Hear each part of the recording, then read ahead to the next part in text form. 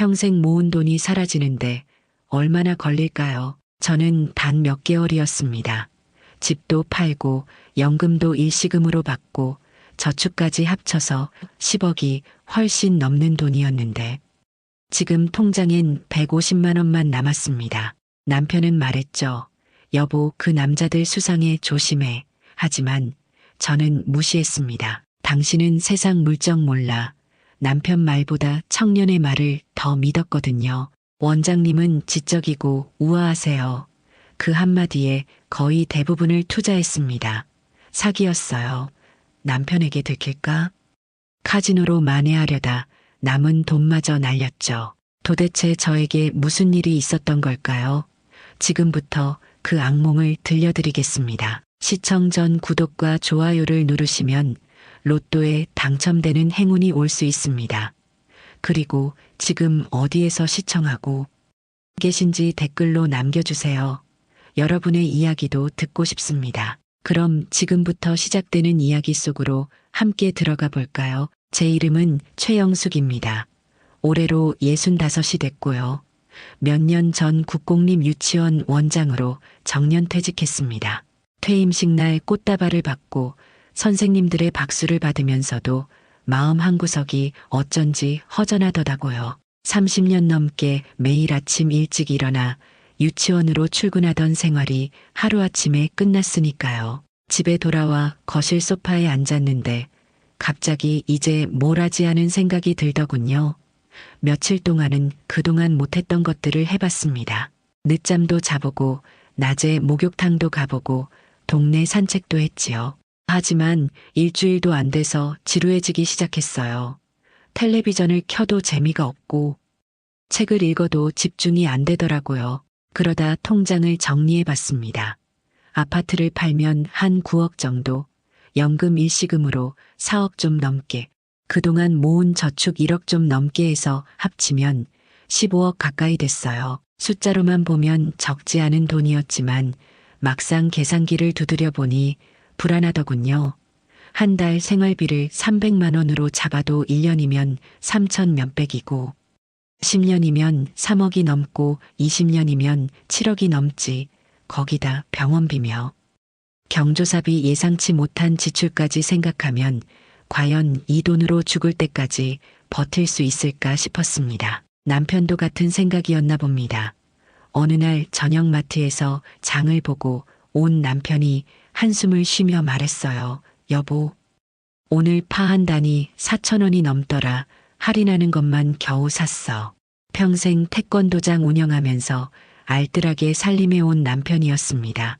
제가 교사 월급으로 아이 둘 키우고 집까지 마련할 수 있었던 건 다 남편 덕분이었지요.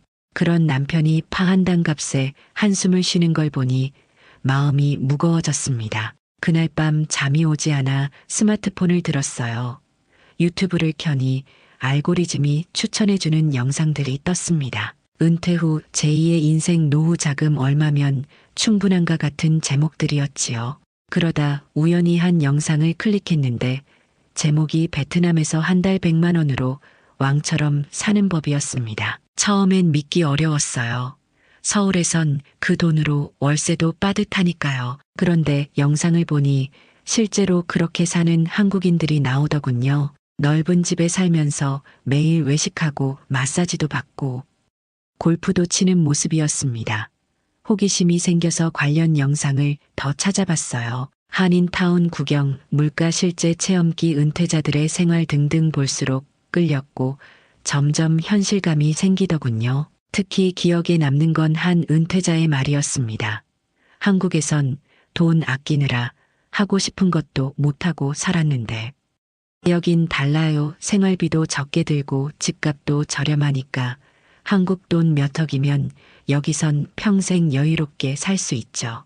다음 날부터 본격적으로 조사를 시작했습니다. 원장 생활하면서 배운 게 있다면 모든 걸 꼼꼼히 알아봐야 한다는 거였으니까요. 환율을 계산해 보니 1억 원이면 엄청난 돈이 되더라고요. 그곳 평균 월급이 우리 돈으로 얼마 안 된다고 하더군요. 정말로 그곳에서는 우리가 부자인 셈이었습니다. 인터넷 카페도 가입해서 정보를 모았어요.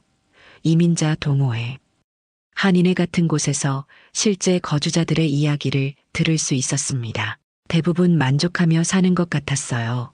물론 단점도 있다고 했지만 장점이 훨씬 많아 보였습니다. 일주일쯤 자료를 모은 끝에 남편에게 조심스럽게 이야기를 꺼냈어요. 처음엔 갑자기 무슨 소리야 하는 반응이었지만 같이 영상을 보고 모아둔 자료를 보여주니 조금씩 관심을 보이더군요. 정말 한 달에 100만 원이면 살 수 있는 거야. 응, 계산해 보니까 그렇더라. 집값도 싸고 물가도 싸고 생각보다 현실적이야. 남편이 잠시 망설이더니 조심스럽게 물었어요. 영수가 혹시 그거 사기는 아닐까? 너무 좋아 보여서 세상에 공짜는 없잖아. 그 말도 맞았어요. 하지만 전 이미 마음이 많이 기울어 있는 상태였죠. 그래서 직접 가보자는 거야. 눈으로 확인해 보면 되잖아. 사실 남편도 많이 지쳐 있었던 것 같아요. 평생 아끼고 또 아끼며 살아왔는데 노후에도 계속 그렇게 살아야 한다는 생각에 막막했겠지. 그 이야기를 하면서 처음으로 남편 얼굴에 기대감이 보였습니다. 그래서 결심했어요. 일단 여행이라도 한번 다녀오자고요. 백문이 불여일견이잖아요. 며칠짜리 패키지 여행을 예약했습니다. 관광 위주 일정이긴 했지만 틈틈이 현지 생활도 직접 둘러보고 그곳 사람들은 어떻게 사는지 몸으로 느껴볼 생각이었지요. 그렇게 우리는 동남아로 향했어요. 공항을 나서자 따뜻한 바람이 얼굴을 스쳤습니다. 뭔가 말로 설명하기 어려운 이국적인 기운이랄까요. 습하면서도 부드러운 공기가 폐 깊숙이 들어오더니 그 순간 마음속에 있던 걱정이 조금씩 풀어지는 기분이 들었어요. 버스를 타고 호텔로 가는 길 창밖 풍경이 낯설고도 신기했습니다. 오토바이들이 도로 위를 물결처럼 가득 메우고 있었고 길가엔 야자수들이 길게 늘어서 있었어요. 간판들은 낯선 글자들이 가득했지요. 그 모든 풍경이 어쩐지 마음을 들뜨게 하더군요. 호텔은 제법 괜찮은 곳이었는데도 하루에 한 10만 원 정도였습니다. 서울에서는 모텔값도 안 되는 가격이었어요. 저녁은 가이드가 안내한 해산물 식당에서 먹었는데 푸짐하게 나왔습니다. 인당 한 3만 원 정도였지만 한국이었다면 10만 원은 넘었을 거예요. 다음 날부터 본격적인 관광이 시작됐습니다. 유명한 관광지들을 다녔는데 어디를 가도 아름다웠어요. 하지만 저희 부부의 관심은 다른 곳에 있었습니다. 틈만 나면 현지 시장이나 마트에 가서 물가를 확인했지요. 쌀국수 한 그릇이 우리 돈으로 1,000몇백 원, 커피는 1,000원 정도였고요. 과일은 더 쌌어요. 망고나 용과가 한국의 절반도 안 되는 가격이었습니다. 남편이 신이 나서 이것저것 싸는 걸 보니 저도 기분이 좋았습니다. 자유시간에는 부동산도 둘러봤어요. 가이드가 소개해준 한국인 부동산을 통해 몇 군데의 집을 봤는데 정말 놀라웠습니다. 수영장 딸린 빌라가 월세 한 50만 원 정도, 바다가 보이는 아파트가 한 70만 원 정도였어요. 가구도 다 갖춰져 있고 관리도 잘 되어 있었습니다.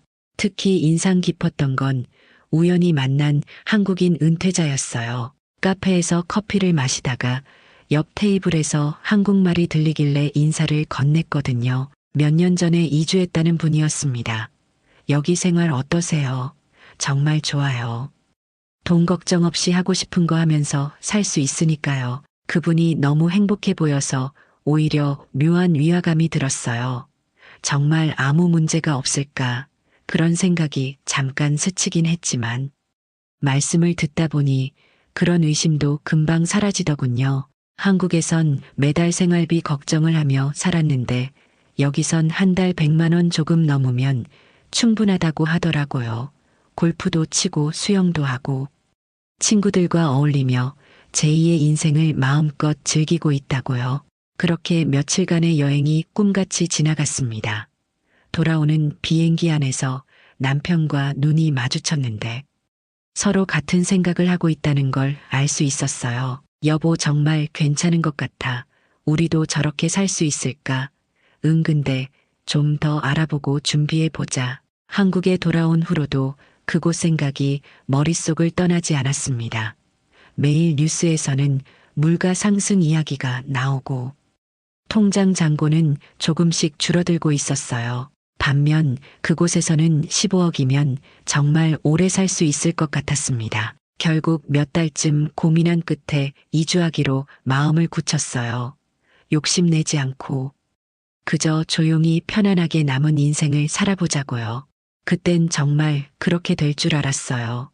세상이 그렇게 호락호락하지 않다는 말이 제 얘기가 될 줄은 그땐 몰랐습니다. 몇 달간 영상도 보고 부동산이랑 비자 절차도 알아보며 준비했습니다. 이민을 결심하고 나서 가장 힘들었던 건 자식들에게 말하는 거였습니다. 아들한테 전화했을 때 예상대로 반응이 좋지 않았어요. 엄마 현실을 좀 봐. 그 나이에 갑자기 이민이라니. 15억이면 한국에서도 충분히 편하게 살 수 있어. 우리가 알아서 할 일이다. 아빠도 동의하신 거야. 엄마 혼자 고집 부리시는 거 아니고 딸은 더 걱정이 많았습니다. 엄마 병원은 어떡하고 나이 드실수록 한국이 안전한데. 말도 안 통하는 곳에서 무슨 일 생기면 어떡해. 남편도 자식들 반응에 흔들렸습니다. 애들 말도 일리가 있는데 망설이면서요. 하지만 저는 단호했어요. 평생 자식들 뒷바라지했으니 이제는 우리를 위해 살아도 된다고 설득했죠. 그렇게 정말 떠나는 날이 왔습니다. 40년 가까이 살던 집을 비우면서 눈물이 났지만 앞을 봐야 했어요. 가구며 살림살이는 필요한 것만 남기고 다 정리했지요. 중고 가구상이 와서 보더니 헐값에 가져갔지만 미련을 두지 않았습니다. 이민 준비하는데 생각보다 돈이 많이 들더라고요. 비자 절차비며 항공료며 현지에서 쓸 물건들 사느라 꽤 나갔더군요. 공항에는 아들과 딸 식구들이 모두 나와 있었어요. 아들은 여전히 못마땅한 표정이었고 딸은 계속 눈물을 훔치고 있었어요. 엄마 아빠 정말 가셔야 해 지금이라도. 딸아, 엄마 아빠가 자주 올게. 아들은 옆에서 한숨을 쉬며 말했습니다. 제가 뭐라고 해도 안 들으실 거 알지만 정말 힘드시면 바로 연락해. 며느리와 사위도 함께 왔지만 어색하게 인사만 나눴어요. 게이트로 들어가면서 뒤돌아보니 딸은 여전히 손을 흔들고 있었고 아들은 팔짱을 낀 채 서 있었습니다. 복잡한 표정들이었지만 그래도 가족이구나 싶었어요. 비행기가 이륙하면서 창밖으로 보이는 서울을 마지막으로 봤습니다. 언제 다시 올지 모르는 고향이었지요. 몇 시간 만에 공항에 도착했어요. 입국 심사대에서 비자를 보여주니 직원이 환하게 웃으며 인사했습니다. 짐을 찾아 나오니 미리 연락해둔 한인 부동산 직원이 마중 나와 있더군요. 첫 일주일은 호텔에서 지냈습니다. 집을 구하는 동안 임시로 머물 곳이었지요. 하루 숙박비가 한 5만 원 정도인데도 조식까지 포함이었어요. 매일 아침 뷔페에서 쌀국수를 먹으며 남편과 웃었습니다. 집 구하는 건 생각보다 순조로웠어요. 부동산에서 추천한 곳들을 돌아봤는데 세 번째 본 집이 마음에 들었습니다. 해변에서 걸어서 한 10분 정도 거리에 있는 2층짜리 빌라였어요. 작은 수영장도 있고 정원도 예뻤어요. 월세가 우리 돈으로 한 60만 원 정도였습니다. 서울에서는 원룸도 못 구할 돈으로 수영장 딸린 집에 살게 됐으니 믿기지 않았어요. 이사하던 날 동네 이웃들이 구경 나왔어요. 대부분 현지 사람들이었는데 손짓 발짓으로 인사를 나눴죠. 옆집 아주머니가 망고를 한 봉지 들고 와서 주더군요. 말은 안 통했지만 환영한다는 마음이 전해졌습니다. 정착하는 데는 한 달쯤 걸렸어요. 오토바이도 중고로 하나 샀지요. 처음엔 무서웠지만 며칠 타보니 익숙해지더라고요. 남편은 자전거를 샀어요. 매일 아침 해변을 따라 자전거 타는 게 일과가 됐습니다. 가장 큰 변화는 생활비였어요. 한국에서는 마트 한 번 가면 10만 원이 기본이었는데 여기서는 일주일치 장을 봐도 우리 돈으로 한 5만 원 정도면 됐어요. 한 달 생활비가 아무리 많이 써도 200만 원을 넘지 않았어요. 150 정도면 충분했어요. 제가 특히 좋아한 건 과일이었어요. 매일 망고용과 여러 과일을 배불리 먹었어요. 한국에서는 비싸서 망설이던 과일들이었는데 여기서는 물 마시듯 먹을 수 있었습니다. 다만 병원은 어디로 가야 할지 막막했어요. 한인회에서 추천해준 병원이 있긴 했지만 큰 병이라도 걸리면 어떻게 해야 할지 남편도 가끔 그런 걱정을 하더군요. 영수가 우리가 나이가 있는데 정말 괜찮을까? 괜찮아. 한인병원도 있다니까. 그런 작은 걱정에도 불구하고 매일이 휴가 같았어요.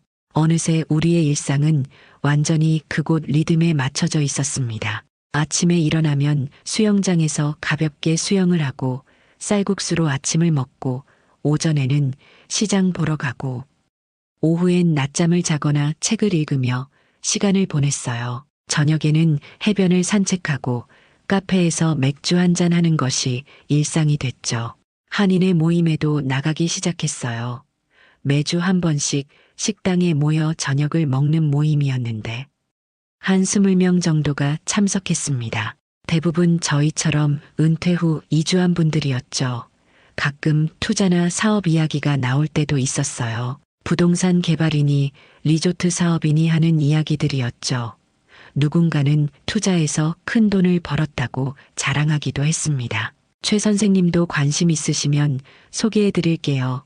지금이 기회예요. 저희는 관심이 없었지만 성공 사례를 들을 때마다 귀가 솔깃해지기도 했어요. 하지만 남편이 늘 말렸어요. 우리는 이미 충분해 욕심내지 말자. 그렇게 몇 달이 지났을 때 저희는 완전히 현지인이 된 기분이었습니다. 큰아들이 가끔 전화해서 안부를 물었어요. 엄마 거기 생활은 어때? 좋다. 정말 잘 왔어. 그래도 조심해 외국이잖아. 딸도 일주일에 한 번은 꼭 전화했어요. 엄마 아빠 잘 지내? 불편한 건 없어. 자식들은 여전히 걱정이 많았지만 저희가 행복해하는 걸 느끼는지 더는 반대하지 않았습니다. 어느 날 저녁 해변을 걷다가 남편이 말했어요. 여보, 우리 진짜 잘 왔어. 이렇게 살 수 있을 줄 몰랐어. 그 순간 정말 가슴이 뭉클했습니다. 평생 아등바등 살았는데 이제야 여유를 찾은 것 같았거든요. 내일이 휴가 같고 노후 걱정도 없고 건강도 좋아지고 인생에서 가장 행복한 시간이었습니다. 그때는 몰랐습니다. 멀리서 들려오는 투자 이야기들이 서서히 우리를 유혹하고 있다는 걸. 그렇게 현지 생활에 완전히 적응했다고 생각했을 때 새로운 고민이 찾아왔습니다. 이제는 뭔가 더 의미 있는 일을 하고 싶다는 생각이 들기 시작했어요. 평생 시계를 보며 바쁘게 살았는데 이제는 너무 여유로운 삶이 오히려 허전하게 느껴졌습니다. 남편도 비슷했나 봅니다. 어느 날 아침 쌀국수를 먹으며 한숨을 쉬더군요. 영수가 우리가 너무 일찍 은퇴한 건 아닐까? 이렇게 놀기만 하니까 좋긴 한데 사람이 둔해지는 것 같아. 한인의 모임에서도 허전함을 달래기 어려웠습니다. 그러던 어느 날 모임 자리에서 한 사람이 제 옆에 앉게 됐습니다. 몇 번 가볍게 인사를 주고받은 사이였지만 이야기를 제대로 나눈 건 그날이 처음이었죠. 40 중반쯤 되어 보이는 깔끔한 사업가였고 부동산 개발로 성공했다는 소문을 들은 적이 있었습니다. 자주 뵙는데 막상 인사는 처음 드리네요. 생활 어떠세요? 좀 적응되셨어요? 원래 이런 자리에서 말수가 적은 편인데 이상하게 그날은 말이 좀 나왔어요. 뭐 대단한 얘기를 한 건 아니었지만 그냥 사람 대 사람으로 말이 통하는 느낌 오랜만이었습니다. 그런 자리가 말이죠. 그가 맥주잔을 내려놓더니 말을 꺼냈습니다. 참 골프 치세요? 아니요. 그런 여유는 없었어요. 아이고, 그럼 이제 배우셔야죠. 여기선 골프가 서민 스포츠예요. 그는 자신이 가르쳐 주겠다며 적극적으로 권했습니다. 처음엔 손사래를 쳤어요.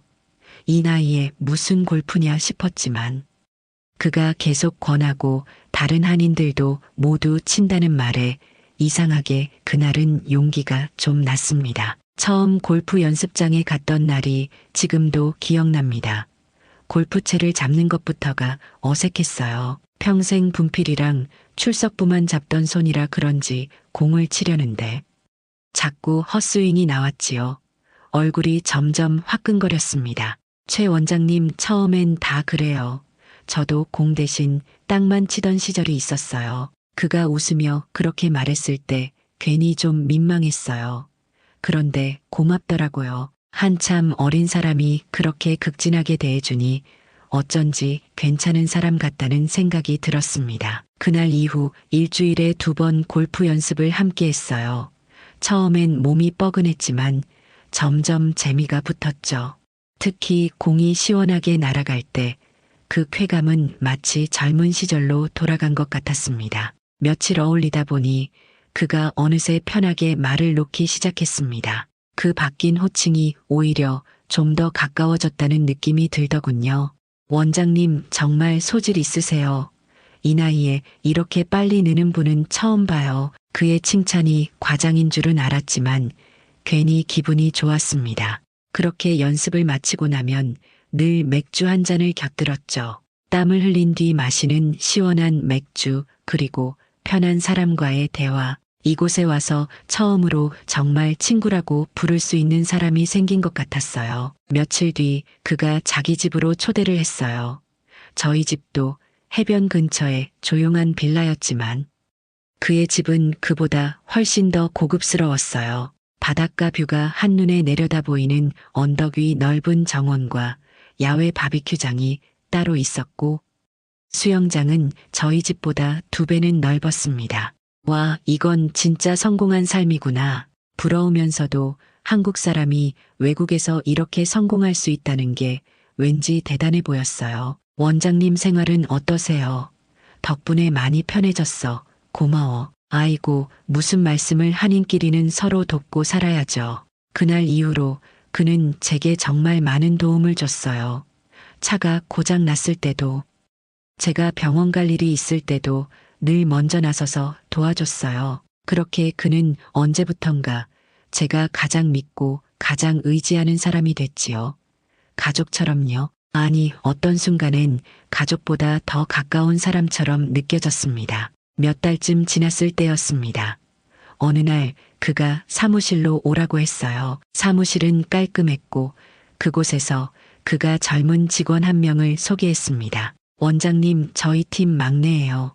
정말 유능한 친구죠. 30살쯤 되어 보이는 청년이었습니다. 검은 정장을 단정히 입고 머리를 깔끔하게 넘긴 모습, 은은한 향수 냄새가 났습니다. 미소 지으며 인사하는 눈빛이 참 맑았죠. 안녕하세요. 최 원장님, 잘 부탁드립니다. 한국어를 정말 자연스럽게 했습니다. 알고 보니 현지에서 태어났지만 한국 학교를 다녔다더군요. 그날 이후 그 청년을 자주 보게 됐습니다.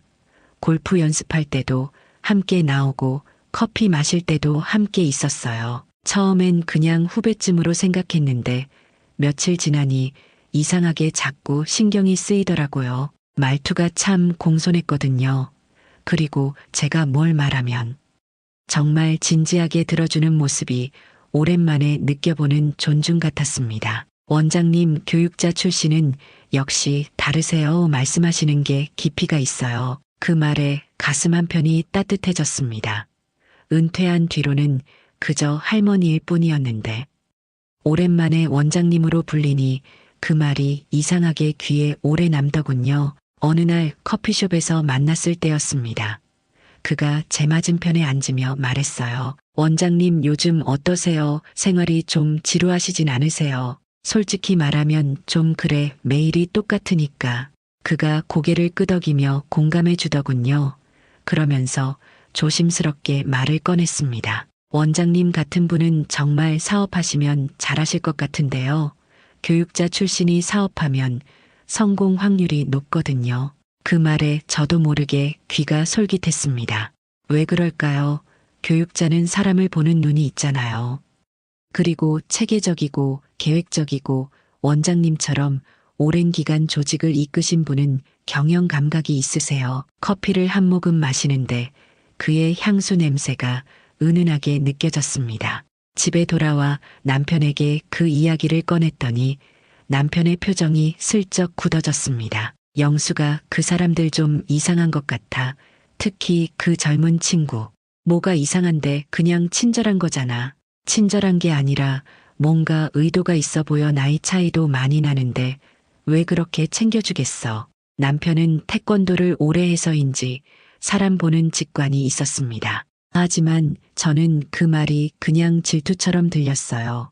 당신은 세상 물정 몰라. 사람들이 다 나쁜 것만은 아니야. 그날 밤 남편은 말이 없었습니다.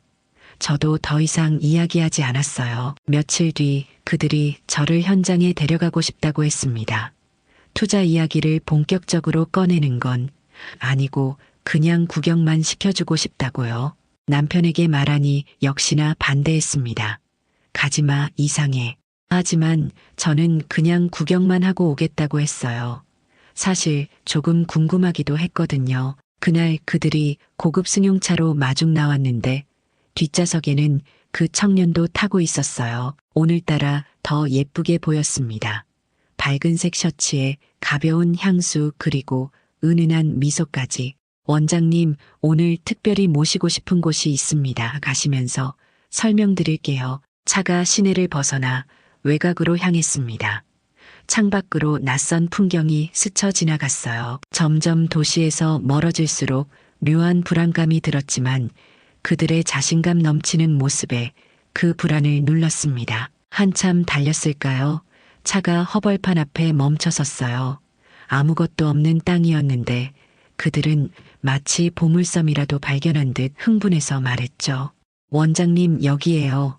몇 년 후엔 이곳이 이 지역의 강남이 될 거예요. 허벌판에 부는 바람이 차갑게 느껴졌어요.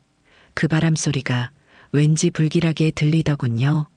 마치 뭔가 잘못되고 있다고 경고하는 것 같았거든요. 멍하니 주변을 둘러봤습니다. 잡초만 무성한 황무지였지만 그들은 열정적으로 손짓하며 설명을 이어갔어요. 원장님 보세요. 저기가 메인 도로가 될 곳이고 여기가 상업지구입니다. 그 말을 들으며 저도 모르게 머릿속에 그림이 그려지기 시작했어요. 정말로 이 황무지가 번화한 도시가 된다면 어떨까 싶었죠. 유치원 운동장을 체육관으로 바꾸던 그때처럼 불가능을 가능으로 만드는 순간이 눈앞에 그려졌으니까요. 그 청년이 태블릿을 들고 제 옆으로 바짝 다가왔어요. 어깨가 닿을 정도로 가까이 서서 화면을 보여줬죠. 원장님, 이게 정부 승인 문서예요. 도장 보이시죠? 정부 문서에만 들어가는 특별한 도장이에요. 청년의 향수 냄새가 더 진하게 느껴졌어요. 그는 설명하면서도 자꾸 제 얼굴을 바라보며 반응을 살폈고 제가 고개를 끄덕일 때마다 안도하는 표정을 지었어요. 원장님, 이 프로젝트 정말 대단해요. 저도 원장님 같은 지적인 분이 함께 해주셔서 든든해요. 그 말에 가슴 한편이 따뜻해졌습니다. 은퇴 후 처음이었거든요. 누군가가 이렇게 저를 중요한 사람처럼 인정해주고 바라봐주는 게 남편조차도 요즘엔 그냥 그래 하고 무심히 대답할 뿐이었으니까요. 순간 남편 생각이 스쳐 지나갔지만 이내 고개를 저었어요. 집으로 돌아오는 차 안에서도 그들의 설명은 계속됐어요. 지금은 평당 얼마지만 개발이 시작되면 몇 배로 오를 거라고 했죠. 제가 그렇게 쉽게 오르냐고 묻자 그들은 웃으며 고개를 끄덕였어요. 그러니까 아는 사람만 아는 정보라는 거죠. 이게 공개되면 원장님 벌써 다 팔렸어요. 못 사요. 몇 년 전 다른 지역도 허벌판이었지만 지금은 최고 부촌이 된 사례까지 들려줬어요. 그때 청년이 뒷좌석에서 몸을 앞으로 기울이며 조용히 거들었습니다. 맞아요. 원장님, 이곳은 지금 급성장 중이에요. 특히 이 지역은 정부가 집중 육성하는 곳이고요.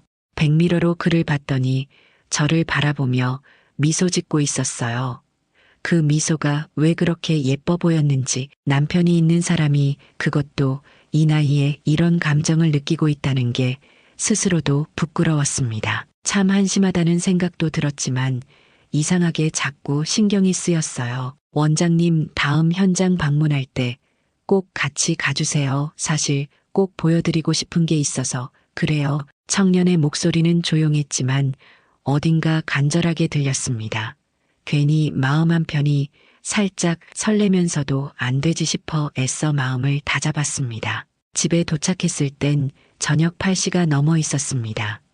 남편은 현관 앞에서 팔짱을 낀 채 서 있었어요. 어디 갔다 이제 와 전화도 안 받고 옷을 벗으려는데 남편이 바짝 다가오더니 표정이 굳었습니다. 향수 냄새 이거 뭐야 당신 요즘 좀 이상해 나한테 말도 안 하면서 누굴 그렇게 만나고 다니는 거야. 내가 누굴 만나긴 누굴 만나 그냥 사업 이야기 듣고 왔어. 저는 망설이다 조심스럽게 말을 꺼냈습니다. 나 투자 생각하고 있어. 한 10억 정도. 남편은 잠시 말을 잃더니 목소리가 날카로워졌습니다. 뭐라고 10억이 미쳤어. 아니, 아직 결정은 안 했고 그냥 진지하게 생각 중이야. 그 땅 진짜 괜찮아 보이거든. 지금이 기회래. 그 청년인가 뭔가 하는 애가 그렇게 말했겠지. 당신 요즘 그 애랑 자꾸 어울리더니 이젠 모든 재산을 걸고 투자까지 하겠다는 거야. 사람들이 그렇게 사기당하는 거야. 제발 그딴 말에 넘어가지 마. 사기라니 무슨 소리야. 그냥 비자 문제 때문에 몇 번 같이 다닌 것뿐이야. 그게 다야. 화만 내지 말고 내 말도 좀 들어봐. 남편은 말없이 한숨을 쉬고 조용히 거실로 들어가 버렸습니다. 그날 저녁 처음으로 남편과 따로 밥을 먹었어요. 같은 집에 있었지만 식탁엔 저 혼자였습니다. 40년을 함께 살면서 이렇게까지 멀게 느껴진 건 처음이었습니다. 침대에 누웠지만 잠이 오지 않았습니다. 10억 정말 큰 돈이었습니다. 하지만 자꾸 그들의 말이 떠올랐어요. 원장님 15억이면 한국에서는 그저 그런 은퇴자금이지만 여기서는 상위 몇 프로 부자로 살 수 있어요. 그 말이 가슴에 와닿았어요. 한국에서 15억은 강남 아파트 한 채도 못 사는 돈이지만 여기서 잘 투자하면 평생 넉넉하게 살 수 있을 것 같았습니다. 며칠 동안 고민했어요. 계산기를 두드려 보기도 하고 인터넷으로 부동산 시장을 검색해 보기도 했습니다. 확실히 성장 가능성이 있어 보였어요. 그때 그 청년에게서 전화가 왔습니다. 더 자세한 자료를 보여주고 싶다며 만남을 청했어요. 집을 나서려는데 남편이 물었습니다. 또 어디가? 한인회에 좀 골프 약속이 있어서 저는 대충 둘러대고 일부러 오래된 셔츠를 입고 나왔어요. 카페에서 만났는데 그는 흰색 셔츠를 입고 있었습니다. 더 젊어 보였어요. 커피를 저어주며 투자에 대한 고민이 많을 거라고 공감해 주더군요. 그의 손목에서는 은은한 향기가 났죠. 그는 제가 평생 교육을 해와서 사업도 분명 잘해내실 거라고 말했어요. 제가 나이 때문에 모험은 좀 두렵다고 하자 그는 오히려 그 나이의 경험이 가장 큰 자산이라고 격려해 줬어요. 정말 멋있으세요. 이렇게 도전하시는 모습이요. 그 길을 곁에서 함께 지켜볼 수 있다는 게 저한텐 영광이에요. 잠시 망설이던 그가 조심스럽게 제 손등 위에 손을 얹었어요.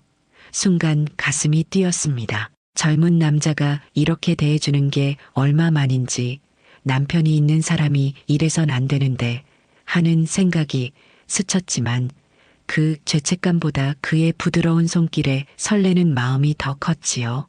집에 돌아왔더니 남편이 차갑게 물었습니다. 골프 약속이라면서 그런데 왜 골프백은 안 들고 갔어? 순간 말문이 막혔습니다. 그건 현장에서 빌리기로 했어. 남편이 갑자기 다가오더니 셔츠 쪽으로 얼굴을 가까이 가져갔습니다. 향수 냄새 어제도 났고 저번에도 그랬어. 이제는 속일 생각도 마 진짜 바람이라도 난 거야. 저는 얼버무리듯 말했습니다. 바람은 무슨 가치 있던 사람한테 배웠던 모양이지 뭐. 남편은 비웃듯 웃었습니다. 40년을 같이 살았는데 그런 말이 통할 것 같아. 그 청년 만나고 온 거잖아. 그날 밤 남편은 아무 말 없이 거실 소파에서 잤습니다. 며칠 동안 나오지 않았어요. 다음 날도 그 다음 날도 남편은 말을 걸지 않았고 저도 더 이상 설득하지 않았습니다. 침묵만이 집안을 가득 메웠죠. 같은 공간에 있으면서도 마치 유령처럼 스쳐 지나갔어요. 억울하다는 생각도 들었어요. 그를 만난 건 사실이에요. 하지만 그날은 그냥 투자 얘기하러 간 거였고 비자 문제 도와준다니까 거절도 못했던 거죠. 괜히 숨기려다 커져버린 느낌이었습니다. 며칠 뒤 결국 그들에게 전화를 걸었어요. 한 번 더 설명 들어보고 싶은데, 아이고 원장님 잘 생각하셨어요. 제가 모시러 갈게요. 그렇게 사무실에서 더 자세한 설명을 들었습니다.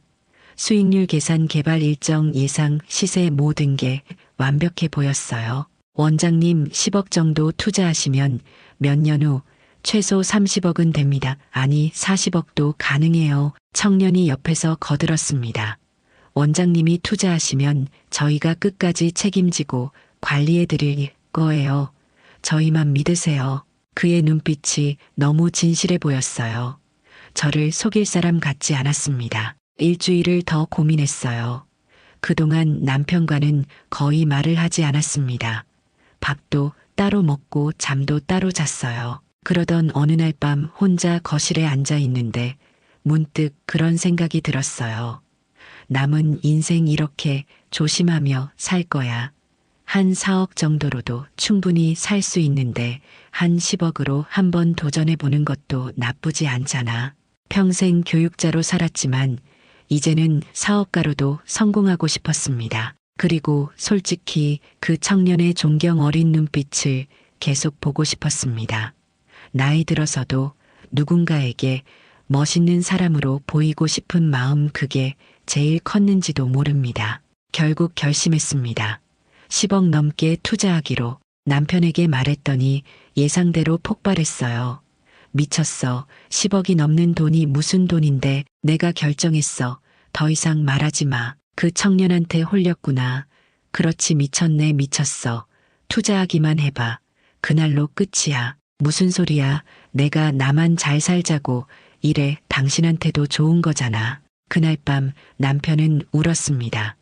문 사이로 거실에서 남편이 흐느끼는 소리가 방 안까지 새어들어왔어요. 가슴이 찢어지는 것 같았지만 저는 마음을 바꾸지 않았습니다. 아니, 바꿀 수 없었습니다. 이미 너무 깊이 빠져버렸으니까요. 계약서에 사인하는 날이 왔습니다. 손이 떨렸어요. 10억 넘는 돈 숫자를 쓰면서도 실감이 나지 않았습니다. 펜을 들었는데 자꾸 손이 미끄러졌어요. 청년이 옆에서 조심스럽게 제 손을 감싸며 말했습니다. 괜찮아요. 원장님은 항상 옳은 선택을 하시잖아요. 그 순간 아무 생각도 나지 않았어요. 그저 그의 손 온기만 느껴졌습니다. 사장이 활짝 웃으며 악수를 청하며 축하했어요. 원장님 정말 최고의 선택이 되실 거예요. 이제 원장님도 여기서 웬만한 부자는 명함도 못 내밀 만큼 부자가 되실 테니까요. 청년도 다가와 제 팔을 가볍게 잡으며 원장님다운 결단력이라며 칭찬했습니다. 그 말에 왠지 모르게 마음이 놓이는 것 같았어요. 그래, 잘한 결정이야. 분명히 성공할 거야. 스스로를 다독이며 고개를 끄덕였지만 희한하게도 마음 한편엔 여전히 찜찜한 기운이 남아 있었습니다. 딱히 이유를 설명할 순 없었지만 그 불안은 쉽게 가시질 않았어요. 계약 후에는 축하한다며 고급 레스토랑에서 회식을 했습니다. 사장이 비싼 와인을 시켰고 청년은 제 옆에 앉아 계속 잔을 채워줬습니다. 이제 원장님이 아니라 사장님이라고 불러야 할 것 같은데요. 취기가 돌자 청년이 더 가까이 다가왔습니다. 어깨에 기대는 것 같기도 했고 잠시 아무 생각이 나지 않았습니다. 청년의 숨결만 또렷하게 느껴졌어요. 그런데 테이블 건너편에서 술에 취한 다른 투자자가 슬쩍 웃으며 귓속말을 했습니다. 최 원장님, 청년이 많이 신경 써주죠. 사장님, 그분 사람 하나는 진짜 기가 막히게 쓴다니까요. 그 말이 순간 어쩐지 석연찮게 걸렸지만 와인 한 잔을 더 마시며 무시했습니다. 밤 11시가 넘어 집에 들어갔습니다. 평소라면 남편이 걱정하며 기다렸겠지만 그날은 불도 켜져 있지 않았어요. 모든 게 조용했어요. 다음 날 아침 남편은 제 셔츠를 빨래통에 세게 던지며 목소리를 높였어요. 그의 향수 냄새 또 묻었네. 당신 뭐 하는 거야? 내가 바보로 보여. 대답하지 않고 그냥 나왔습니다. 그날부터 우리 사이는 더 깊이 금이 갔어요. 그래도 이번 투자만 잘 되면 우리 사이도 다시 예전처럼 돌아갈 수 있을 거라고 믿었으니까요. 그래서 굳이 걱정하지 않았어요. 투자 후 첫 달은 정말 행복했습니다.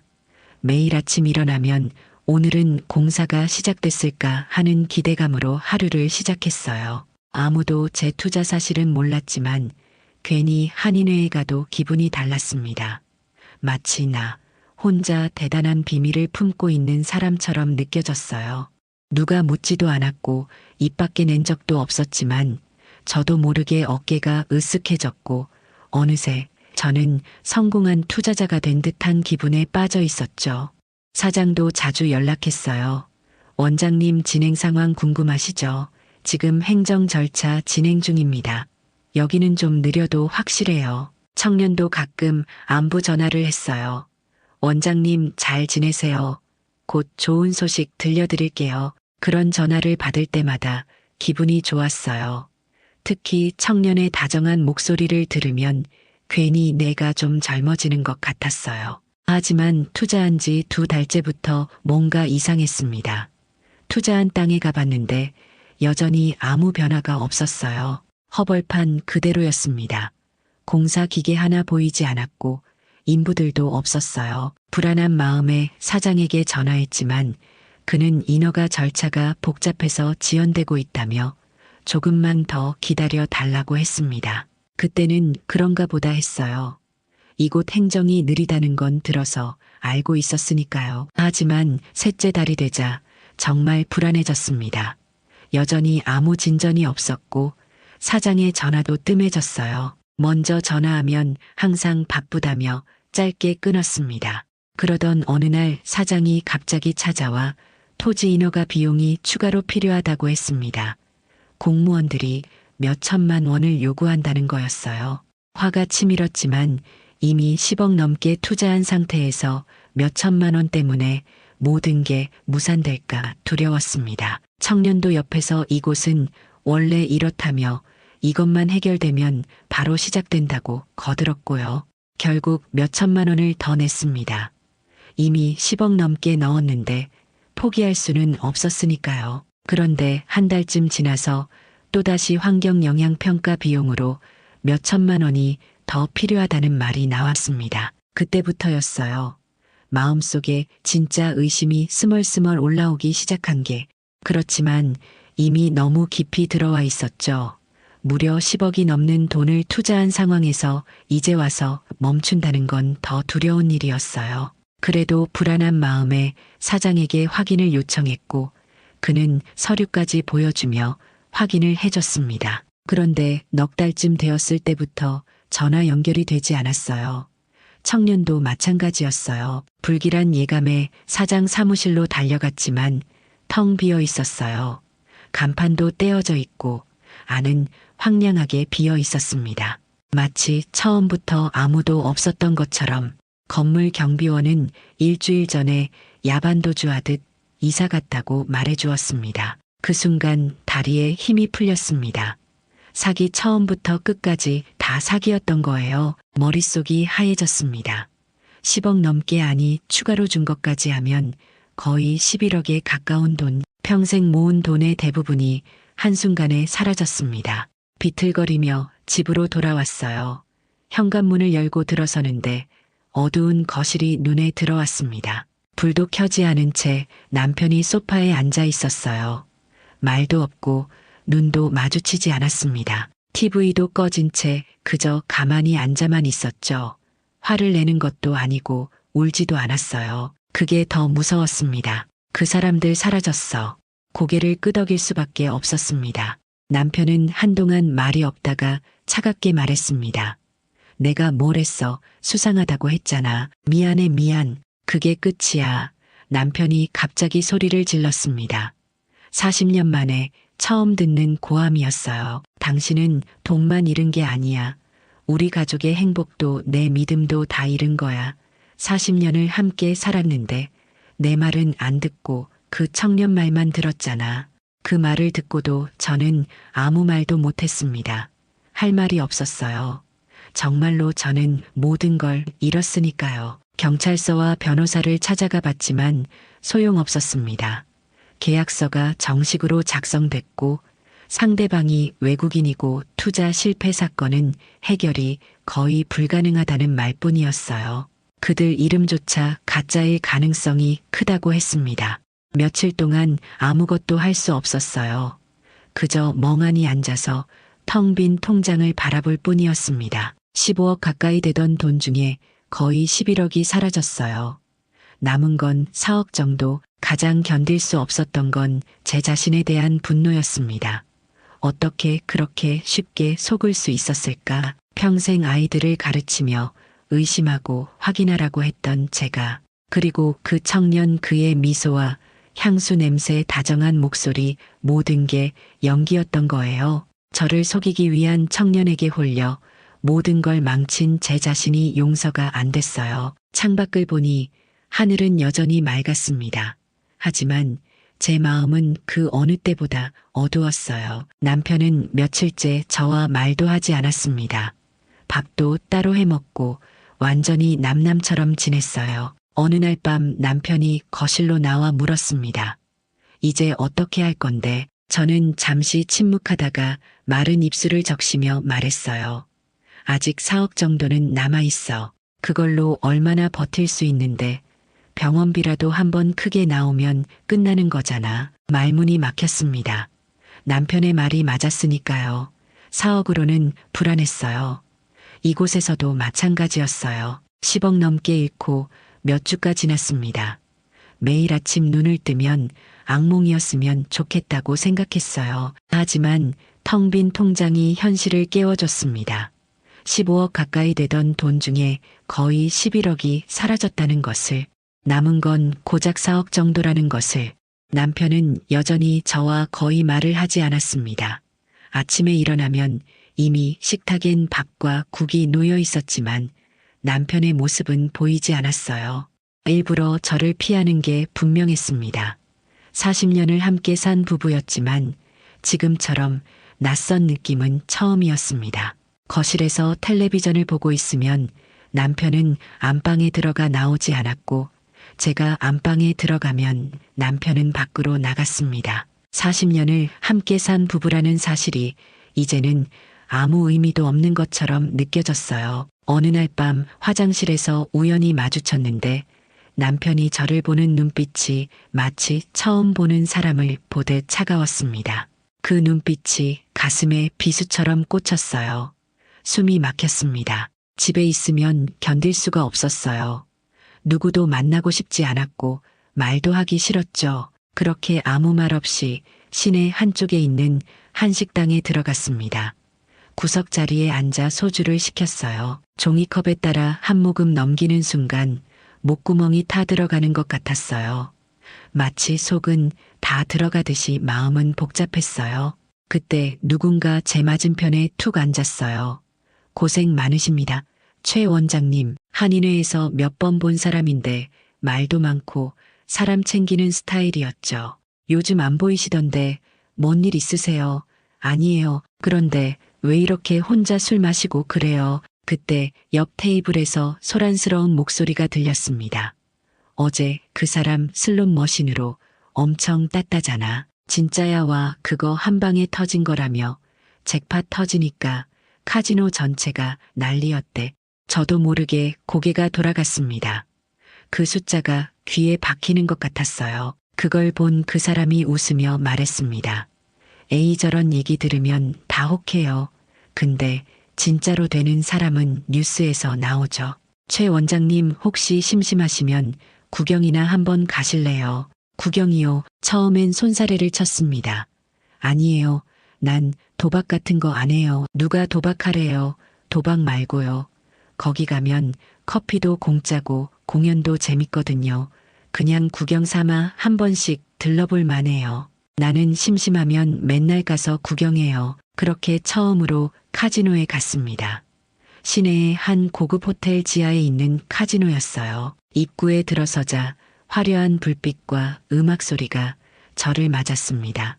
슬롯머신의 전자음, 딜러들의 목소리 칩이 부딪히는 소리. 모든 게 낯설면서도 묘하게 흥분됐어요. 여기가 그쪽 룸이고 저기가 일반 홀이에요. 우리는 구경만 할 거니까 이리 와. 그를 따라 카지노를 둘러봤습니다. 정말로 음료는 공짜였고 작은 무대에서는 공연도 하고 있었어요. 사람들은 저마다 테이블에 앉아 진지한 표정으로 카드를 보고 있었습니다. 그때였어요. 갑자기 한쪽에서 사이렌 소리가 울렸습니다. 잭팟, 잭팟. 슬롯머신 앞에 앉은 중년 여성이 환호성을 지르고 있었어요. 기계 화면에는 엄청난 숫자가 떠 있었습니다. 우와, 저 사람 대박 났네. 그가 감탄했습니다. 주변 사람들도 모두 박수를 치며 축하해줬어요. 그 여성은 감격해서 눈물까지 흘렸습니다. 그 순간 가슴이 뛰기 시작했어요. 저 돈이면 잃은 돈 중에 일부라도 회복할 수 있는데 그가 제 표정을 보더니 웃으며 말했습니다. 최 원장님도 한번 해볼래요. 재미로 조금만. 아니에요. 난 A 10만 원만 해봐요. 재미로 커피값이라 생각하고요. 그 10만 원이 시작이었습니다. 슬롯머신 앞에 앉아 동전을 넣었어요. 레버를 당기니 화면이 돌아갔습니다. 처음 몇 번은 꽝이었지만 곧 작은 당첨이 나왔어요. 10만 원이 15만 원이 됐습니다. 원장님, 운이 좋은데요. 기분이 좋아졌어요. 계속하니 15만 원이 30만 원이 됐습니다. 이렇게 쉽게 돈을 딸 수 있다니. 그날은 50만 원을 들고 카지노를 나왔습니다. 10만 원으로 50만 원을 만든 거예요. 집에 돌아오는 길 계속 계산을 했습니다. 만약 1000만 원으로 시작했다면 2억이면 집에 도착하니 남편이 거실에 앉아 있었어요. 남편이 저를 빤히 쳐다봤습니다. 뭔가 의심하는 눈빛이었지만 묻지는 않았어요. 그냥 돌아서서 안방으로 들어가더군요. 그런데 이상했어요. 남편이 더 이상 제게 관심이 없다는 게 오히려 더 마음이 아팠습니다. 그 후로 카지노가 자꾸 생각났어요. 일주일을 참다가 다시 갔습니다. 이번엔 혼자서요. 오늘은 100만 원만 가지고 해보자. 100만 원을 잃거나 200만 원 따면 그만두자 하는 마음으로요. 하지만 카지노는 그렇게 만만한 곳이 아니었습니다. 처음엔 조금 땄어요. 100만 원이 150만 원이 됐습니다. 그러자 욕심이 생겼죠. 이렇게 계속하면 한 달 생활비는 그냥 나오겠다는 생각이 들었거든요. 그런데 순식간에 150만 원이 50만 원이 됐습니다. 그러자 본전이라도 찾자는 생각에 다시 했어요. 그렇게 생각하고 계속했더니 50만 원마저 다 잃었어요. 그리고 또 100만 원을 꺼냈습니다. 하지만 그것도 다 잃었어요. 화가 나서 또 꺼냈습니다. 그렇게 하루에 500만 원을 잃었습니다. 집에 돌아와서 후회했어요. 500만 원이면 몇 달 생활비인데, 하지만 이상하게도 다시 가고 싶었습니다. 잃은 돈을 되찾아야 한다는 생각뿐이었거든요. 다음 날 또 갔습니다. 이번엔 1000만 원 넘게 가지고요. 어제 잃은 돈만 찾으면 된다. 그리고 다시는 안 온다는 생각으로요. 그런데 이날은 운이 좋았어요. 바카라 테이블에서 연속으로 이겼습니다. 1000만 원이 2000만 원이 되고 3000만 원이 됐어요. 이렇게만 되면 사기당한 돈도 얼마든지 만회할 수 있겠는데 그 생각이 머릿속을 스치자 묘한 희망이 피어올랐습니다. 그때 누군가 제 어깨를 툭 두드렸어요. 원장님, 오늘 운이 좋으시네요. VIP룸으로 오시죠. 거기가 베팅 한도가 높아서 더 편하실 거예요. 카지노 직원이었습니다. VIP룸 생각지 못해 부담이 됐지만 왠지 특별한 대접을 받는 것 같아 기분이 좋았어요. 바카라쯤은 해볼 만하다는 자신감이 붙었습니다. 내가 이쪽에 재능이 있나? 그런 착각마저 들었어요. 이 페이스라면 10억도 금방 회복할 수 있겠는데 진심으로 그렇게 믿기 시작했습니다. VIP 룸은 확실히 달랐습니다. 조용하고 고급스러웠어요. 그리고 거기서 저와 비슷한 처지의 한국인들을 만났습니다. 저도 사업 실패로 몇 억 날렸는데 여기서 절반은 회복했어요. 카지노는 운이 아니라 전략이에요. 금액 조절만 잘하면 됩니다. 그 중에서도 특히 기억나는 사람이 있었어요. 50대 초반쯤 되어 보였고 말투와 눈빛은 이상할 정도로 자신감이 넘쳤습니다. 최 원장님, 제가 보니까 너무 소심하게 하시네요. 카지노는요, 확신이 있을 때는 크게 가야 해요. 저만 믿으세요. 저도 몇 년째 여기 다니는데 결국은 다 복구하고 몇십억 벌었습니다. 그 말이 저에게는 마법처럼 다가왔어요. 이성적으로는 의심스러웠지만 잃은 돈을 되찾고 싶은 마음이 너무 간절해 그의 말을 의심 없이 받아들였습니다. 그 순간만큼은 나도 그렇게 될 수 있다고 굳게 믿었어요. 그는 내 옆자리를 지키며 계속 조언을 해줬어요. 지금이에요. 올인 가셔야죠. 이번엔 뱅커입니다. 이 타이밍은 놓치면 안 돼요. 신기하게도 그의 말대로 하면 이기는 경우가 많았습니다. 처음엔 우연이라 생각했지만 두 번, 세 번 그의 조언이 적중할수록 점점 그의 말에 기대게 됐어요. 어느새 제 판단은 사라지고 그가 시키는 대로 베팅하는 제 자신을 발견했습니다. 완전히 의존하고 있었던 거죠. 그날은 몇 천만 원을 들고 나왔어요. 집으로 돌아오는 길 마치 내가 세상을 다 가진 사람처럼 어깨가 들썩였습니다. 할 수 있잖아. 이대로 하면 10억도 회복할 수 있어. 하는 자신감이 생겼어요. 집에 들어가니 남편은 이미 자고 있었습니다. 아니 자는 척하고 있었던 건지도 모릅니다. 다음 날도 이상하게 일찍 눈이 떠졌어요. 남편은 역시나 나가고 없었어요. 10억 넘게 사기당한 후로는 계속 저를 피하는 것 같았으니까요. 말을 걸어보려던 적도 있었지만 이젠 굳이 말 섞을 필요조차 없다는 생각이 들었습니다. 10억만 다시 찾아오면 저절로 해결될 거라 믿었거든요. 그렇게 혼자 밥을 먹고 또다시 카지노로 향했어요. 처음 며칠은 조심스러웠습니다. 한 판에 100만 원 많아도 몇백만 원 정도씩 걸었어요. 이기기도 하고 지기도 하면서 몇 천만 원 정도를 잃었어요. 이 정도는 괜찮아. 천천히 하자. 하지만 며칠째부터 달라졌어요. 연속으로 5번을 졌거든요.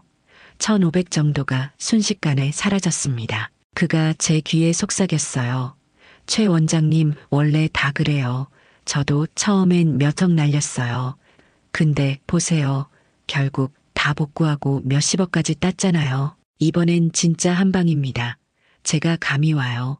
오늘이 그날입니다. 그 말에 홀린 듯 베팅 금액을 올렸어요. 한 판에 1,000만 원, 2천만 원씩 걸기 시작했습니다. 처음엔 땄어요. 2천만 원이 4천만 원이 되고 6천만 원이 됐습니다. 역시 크게 가야 하는구나. 자신감이 붙자 전략이라는 걸 써보기로 했어요.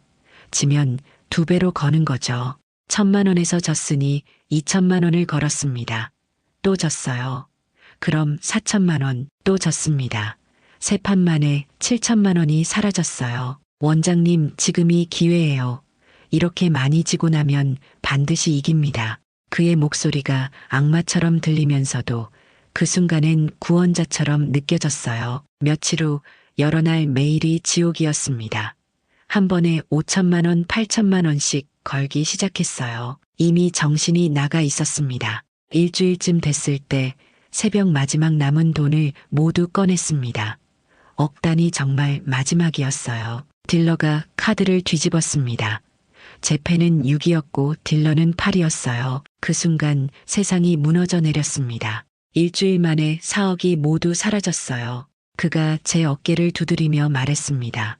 아이고, 운이 없으셨네요. 원래 카지노가 그런 거예요. 다음에 또 오세요. 그의 얼굴엔 연민도 미안함도 없었습니다. 그저 또 하나의 호구를 본 듯한 무표정한 표정이었어요. 새벽 4시 텅 빈 카지노에 혼자 남았습니다. VIP 룸의 화려한 샹들리에 불빛이 제 눈을 찔렀어요. 청소하는 직원들만 남아 있었습니다. 자리에서 일어나려는데 다리에 힘이 없었어요. 그대로 무릎을 꿇고 주저앉았습니다. 15억 사기꾼에게 11억 카지노에서 4억, 그 많은 돈을 이렇게 허망하게 한순간에 날리다니 눈물이 났습니다. 지금까지 살면서 그렇게 목 놓아 온 건 처음이었어요. 청소 직원이 다가와 어깨를 두드렸습니다. 손님 이제 나가셔야 해요. 비틀거리며 일어났습니다. 카지노를 나와 해변을 걸었어요. 새벽 해변은 고요했습니다. 몇 달 전 남편과 손잡고 여기 정말 좋다고 했었는데 이제 남편 얼굴을 어떻게 봐야 할지 입을 열 자신도 꺼낼 말도 떠오르지 않았어요.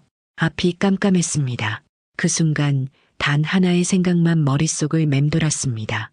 그냥 이 바다에 몸을 던지면 조금은 편해질까. 하지만 발끝에 닿은 파도에 정신이 번쩍 들었습니다. 그렇게 차마 한 발을 더 내딛지는 못했어요. 핸드폰을 꺼내 남편에게 전화를 걸려다 손이 떨려서 떨어뜨렸습니다. 화면이 산산조각 나 있었어요. 마치 인생을 보는 것 같았죠. 주머니를 뒤져보니 집 열쇠와 지갑 그리고 구겨진 영수증 몇 장뿐이었습니다. 그중 하나는 첫날 카지노에서 받은 음료 무료 쿠폰이었어요. 무료 그 단어가 비웃는 것 같았습니다. 세상에 공짜는 없었어요. 그 무료 커피 한 잔이 4억짜리 커피였던 겁니다. 해변에 주저앉아 머리를 감쌌으니 이제 정말로 끝이었어요. 돈도 남편의 신뢰도 남은 인생의 희망도 모든 게 끝났습니다. 멀리서 갈매기 울음소리가 들렸어요. 마치 저를 비웃는 것 같았지요. 끝없는 바다를 바라봤습니다. 파도는 여전히 밀려왔다가 밀려갔어요. 그 반복처럼 제 후회도 끝이 없었어요. 해변 벤치에 앉아 밤을 새웠습니다. 지나가는 사람들이 이상하게 쳐다봤지만 신경 쓸 여유도 없었어요. 따뜻한 바닷바람이 불었지만 마음은 얼어붙은 것 같았어요. 오전 내내 카페를 전전했어요. 아메리카노 한 잔 시켜놓고 몇 시간씩 앉아 있었습니다. 사장이 눈치를 주기 시작했지만 갈 곳이 없었어요. 밤이 되자 다시 해변 벤치에 앉았습니다. 한인의 사람들이 지나가는 것 같아 고개를 숙이고 있었어요. 그렇게 하루가 지나고 다음 날 새벽 6시 더 이상 미룰 수 없어서 집 현관문을 조심스럽게 열었습니다. 거실에 불이 켜져 있었어요. 남편이 소파에 앉아 있었습니다. 밤새 기다린 모양이었어요. 그 뒷모습이 너무 작아 보여서 가슴이 무너져 내렸습니다. 돌아서는 남편의 얼굴에는 분노도 슬픔도 없었어요. 그저 텅 빈 표정이었습니다. 그게 더 무서웠어요. 차라리 화를 내고 울어줬으면 좋겠는데 그냥 저를 빤히 바라보기만 했습니다. 어제부터 전화 안 받더니 무슨 일이야. 남편의 목소리는 너무 차갑고 조용했습니다. 한인회에서 소문 들었어. 카지노 간다고 설마. 남편이 말을 잇지 못하고 저를 바라봤습니다. 얼마나 잃었어. 제가 고개를 떨구고 있는데 남편이 천천히 일어났어요. 그리고 제 앞으로 걸어왔어요. 말에 얼마나 잃었냐고. 4억. 순간 뺨이 화끈거렸어요. 40년 결혼 생활에서 처음 맞아본 뺨이었습니다. 미친 사람. 그 두 글자가 제 가슴을 찢었어요. 평생 존경받는 원장으로 살았는데 이제는 남편에게조차 미친 사람이 돼버렸습니다. 남편의 목소리가 점점 커졌습니다. 10억 넘게도 모자라서 4억까지 정말 미쳤구나. 정말 미쳤어. 남편은 울부짖으며 제 가슴을 주먹으로 쳤어요. 힘은 없었지만 그 절망과 배신감이 고스란히 전해졌습니다. 저는 그저 맞고만 있었어요. 변명할 자격도 위로할 자격도 없었으니까요. 왜 그랬어? 10억도 모자라서 왜? 미안해 정말 미안해. 미안하다고 해서 15억이 돌아와 우리 집이 돌아오냐고. 남편이 방바닥에 주저앉으며 소리쳤습니다. 통장에 얼마 남았어? 말해봐. 저는 차마 입이 떨어지지 않았습니다. 한 150만 원. 그 순간 남편의 얼굴이 완전히 하얘졌어요. 150만 원 15억이 150만 원이 됐네. 축하해. 정말 대단해. 남편은 비웃듯 웃었습니다. 그 웃음이 더 무서웠습니다. 한참을 웃다 울던 남편이 방으로 들어가 문을 닫았습니다. 며칠 동안 나오지 않았어요. 문 앞에 죽을 놓아도 손도 대지 않았습니다. 가끔 들리는 흐느낌 소리가 제 가슴을 찢어놓는 것 같았어요. 며칠째 현실이 우리를 덮쳤습니다. 냉장고는 텅 비었고 쌀도 바닥이 보였어요. 통장에 150만 원으로는 아무것도 할 수 없었습니다. 무엇보다 다음 달 월세를 낼 수 없다는 게 막막했어요. 자존심을 다 버리고 아들한테 전화를 걸었습니다. 떨리는 손으로 번호를 누르는데 마치 심판을 기다리는 죄인 같았어요. 여보세요. 아들아, 엄마야. 엄마, 무슨 일이야? 그게 지금 좀 급한 상황인데 혹시 한 100만 원만 보내줄 수 있겠니? 잠깐 정적이 흘렀어요. 왜 엄마 그때 돈 많이 들고 가셨잖아. 무슨 일 생기셨어? 응, 그게 지금 돈이 좀 묶여 있어서. 아들의 목소리에 의심이 묻어났습니다. 묶였다고? 무슨 일인데? 정확히 말씀 좀 해봐. 왜 갑자기 그래? 저는 아무 말도 못하고 침묵했어요. 혹시 무슨 일 당하신 거 아니지? 그냥 도와줄 수 있겠니? 나중에 다 설명할게. 지금은 정말 급해서 그래. 아들은 길게 한숨을 쉬었습니다. 알겠어. 계좌 줘. 근데 엄마 정말 나중에 꼭 말씀해줘. 그냥 걱정돼서 그래. 아들에게 받은 100만 원으로 겨우 며칠을 버텼습니다. 하지만 월세도 내야 했고 남은 돈은 바닥이었어요. 결국 다시 아들에게 전화를 걸었습니다. 아들은 제 목소리를 듣자마자 무슨 일인지 알아챈 듯 했습니다. 잠시 침묵이 흐르더니 또 무슨 일이냐고 물었어요. 제가 미안하다며 돈이 급하다고 말하자 목소리가 완전히 달라졌어요. 무슨 일 있으신 거죠? 제가 그때 가지 말라고 했잖아. 그렇게 고집 부리고 가셨으면 이젠 엄마가 알아서 사셔야죠. 그 뒤로는 더 이상 도와줄 수 없다는 말만 남기고 전화를 끊었습니다. 딸에게도 전화했지만 비슷했어요. 엄마, 저희도 지금 병원 개업하느라 빚더미예요. 저희 사정 아시잖아요. 한동안 말도 없이 방 안에서만 있던 남편이 방에서 나와 전화기를 빼앗아 들었어요. 딸아, 아빠야, 부탁이다. 남편의 목소리는 떨리고 있었습니다. 처음으로 딸에게 이렇게 구걸하듯 부탁하는 남편의 모습이 너무 처연했어요. 한동안 전화 너머로 침묵만이 흘렸습니다. 그리고 딸의 작은 목소리가 들려왔어요. 알겠어요. 앞으론 힘들어요. 그날 밤 남편이 결단을 내렸습니다. 한국으로 돌아가 더 이상 여기선 살 수 없어. 딸에게서 받은 돈은 딱 편도 항공권 2장 값이었습니다. 항공권을 예약하고 나니 남은 돈이 거의 없었어요. 짐 정리할 비용도 한국에 도착해서 쓸 돈도 없었죠. 이걸로 어떻게 살아? 남편이 항공권 예약 확인서를 바라보며 중얼거렸습니다. 한국에 돌아가도 월세 낼 돈은커녕 당장 먹을 쌀도 없다는 생각에 남편은 며칠을 망설이다 결국 어디론가 전화를 걸더군요. 남편 형이었습니다. 떨리는 손으로 번호를 누르는 그 모습이 지금도 눈에 선합니다. 형님, 나야. 그 떨리는 목소리를 듣는 순간 제 가슴이 무너졌어요. 제가 남편을 이 지경으로 만들었다는 죄책감이 온몸을 짓눌렀습니다. 남편은 흐느끼며 상황을 설명했어요. 15억 가까이 되던 돈을 다 잃었다고, 사기도 당하고 도박으로도 날렸다고. 그 말을 하는 남편의 목소리에는 수치심과 절망이 가득했습니다. 저는 옆에서 고개도 들지 못했어요. 평생 원장으로 존경받았던 제가 이제는 도박으로 패가 망신한 한심한 늙은이가 됐으니까요. 형님, 죽을 것 같아. 한국 가서 당장 살 집도 없어. 그 죽을 것 같아라는 말이 정말이었어요. 우리는 정말 죽을 것 같았습니다. 한국에 돌아가도 갈 곳이 없는 상황이었으니까요. 200 정도를 보내줬어요. 입금 확인 문자를 받는 순간 남편은 그 자리에 주저앉아 울었어요. 감사함과 부끄러움이 뒤섞인 눈물이었습니다. 우리는 그렇게 도망치듯 생활을 정리했어요. 올 때는 컨테이너에 짐을 가득 실었는데 돌아갈 땐 작은 가방 하나뿐이었죠. 불과 몇 달 전 희망으로 가득 차서 도착했던 그 공항으로 향하는 길이 이렇게 비참할 줄은 몰랐습니다. 공항에서 체크인할 때 직원이 물었어요. 리턴 티켓이냐고. 아니라고 편도라고 대답하는 순간 정말로 모든 게 끝났다는 걸 실감했습니다.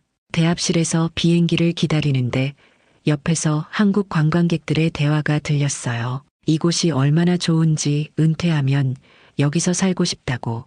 그 말을 들으며 남편과 눈이 마주쳤습니다. 우리도 한때는 그랬는데 이제는 모든 걸 잃고 쫓겨나듯 떠나는 신세가 됐으니 비행기가 이륙하면서 창밖으로 그곳이 점점 멀어졌어요. 아름다운 해변과 야자수들 그리고 우리의 꿈과 15억을 모두 삼켜버린 그 도시가 구름 아래로 사라졌습니다. 몇 시간 비행 시간 동안 남편과 저는 한마디도 하지 않았어요. 무슨 말을 해야 할지 몰랐고 무엇보다 서로의 얼굴을 보기가 괴로웠으니까요. 인천공항에 도착했습니다. 입국장을 통과하는데 발걸음이 천근만근이었어요. 한국에 돌아왔지만 정작 갈 곳이 없었으니까요. 집도 없고 돈도 없고 우리를 반길 사람도 아무도 없었습니다. 수화물을 찾는 곳에선 사람마다 큰 가방을 들고 가족들 품에 안기는데 우리는 작은 가방 하나씩만 들고 공항 한쪽에 멍하니 서 있었어요. 어디로 가지? 남편의 그 한마디에 저는 아무 말도 할 수 없었습니다. 정말로 갈 곳이 없었으니까요. 아파트는 팔았고 자식들 집에도 갈 수는 없었죠. 공항 벤치에 앉아 한참을 망설였습니다. 화려한 인천공항이 낯설게 느껴졌어요. 불과 몇 개월 전 희망차게 떠났던 곳인데 절망으로 가득하게 느껴졌어요. 1시간이 지났을까요? 2시간이 지났을까요? 우리는 그냥 거기 앉아 있었습니다. 지나가는 사람들이 이상하게 쳐다보는 것 같았지만 일어설 힘도 없었어요. 어디로 가야 할지 무엇을 해야 할지 아무것도 떠오르지 않았어요. 저녁이 되자 공항이 더 썰렁해졌습니다. 청소하는 직원이 우리 앞을 지나가며 힐끔거렸어요. 더는 여기 있을 수도 없었죠. 밖으로 나오니 겨울 찬바람이 뼈를 파고들었어요.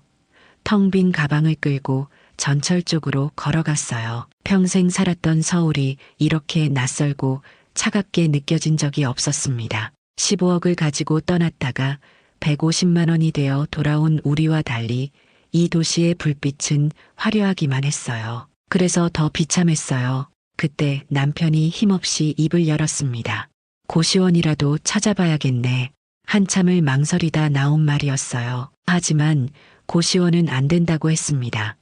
1인실이라 둘이 함께 못 산다고요. 결국 찾은 건 서울 변두리의 원룸 달방이었습니다. 창문도 작고 벽지는 곰팡이 냄새가 났지만 둘이 함께 있을 수 있는 유일한 공간이었어요. 그렇게 우리는 월세 35만 원짜리 달방에서 다시 시작했습니다. 시작이라고 부를 수도 없는 삶을요.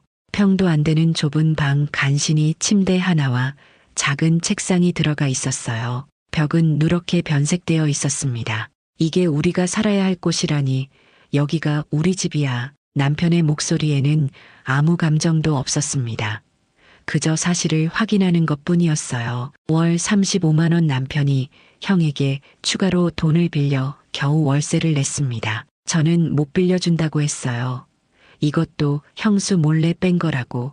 그 말을 전하는 남편의 얼굴이 제빛이었습니다. 며칠 동안은 아무것도 하지 못했어요. 하루 종일 누워 있거나 멍하니 앉아 있거나 그 좁은 방 안에서 숨만 쉬는 것도 고통이었어요. 남편과도 계속 싸우게 됐습니다. 사소한 일에도 서로 목소리를 높였어요. 40년을 함께 살며 한 번도 이렇게 자주 싸운 적이 없었습니다. 하지만 그럴 수밖에 없었어요. 가진 것 없이 좁은 공간에 갇혀 있다는 절망감이 우리를 갉아먹고 있었으니까요. 며칠이 지났을 때 더는 이렇게는 못 살겠다는 생각이 들었습니다. 중고 캐리어 하나를 구했어요. 다음 날 새벽 4시 저는 처음으로 거리로 나갔습니다. 원룸에서 몇 번 마주친 노인 한 분이 폐지를 줍는다고 했던 말이 떠올랐거든요. 처음엔 자존심이 상해서 못하겠다고 생각했지만 배고픔 앞에서 자존심이 무슨 소용이었겠어요. 3시간을 돌아다녀 모은 게 고작 3,000원어치. 고물상 아저씨는 박스를 받아주며 저를 한번 쓱 보더니 말했습니다. 이런 일 안 하시게 생기셨는데. 그 말이 괜히 더 부끄러웠어요. 남편은 편의점 야간 아르바이트를 시작했습니다.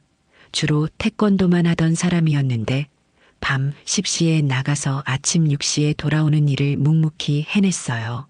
젊은 점장의 핀잔도 참고 견디더군요.